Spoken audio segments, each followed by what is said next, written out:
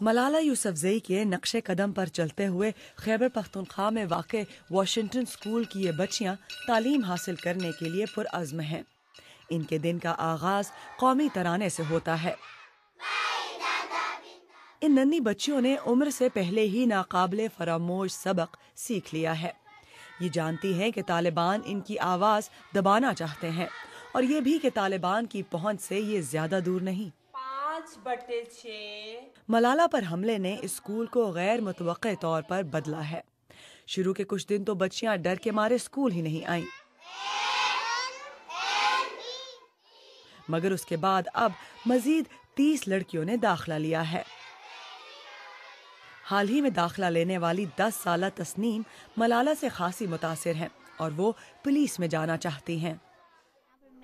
मेरी अम्मी ने पहले हमने टीवी पर देखा है कि लाला को उसका एक्सीडेंट हुआ था, उसको गोली लगी थी, इसलिए पहले हमने नहीं पढ़ते थे। फिर जब मेरी अम्मी को ये ख्याल आया, फिर अम्मी ने भी ये सोचा कि हमें भी अपने बच्चों को पढ़ाना चाहिए, वो भी ऐसी तालीम करें। नादिया डॉक्टर बनने की ख्वाहिशमंद हैं। जब मैं स्कूल दाखिल हुई पहले तो मुझे कुछ नहीं आता, जब मिस ने समझाया ऐसा करो ऐसा ना करो, तो फिर मुझे समझ आया तालीम ऐसा करना है ऐसा नहीं करना। मैंने लिखना सीखा, पढ़ना सीखा, उर्दू सीखी, बहुत सारा कुछ सीखा। तंग नजरी और आगाही के फुकदान की वजह से माजी में घर में बंद होकर रह जाने वाली ये लड़कियां अब स्कूल आने के बाद बड़े बड़े ख्वाब देख रही हैं। पाकिस्तान में ऐसे बहुत से बच्चे हैं जो स्कूल नहीं जा पाते, मगर वो गैर रस्मी तालीम हासिल कर रहे हैं।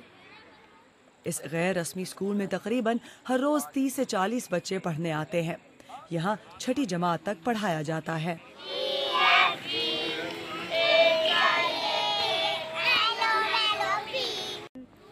यहाँ तालीम हासिल करने वाले बच्चों को वसाइल इजाज़त नहीं देते कि वो बाकायदा स्कूल जा सके, इसलिए सुबह में वो काम करते हैं और शाम में यहाँ पर गैर रस्मी तालीम हासिल करते हैं।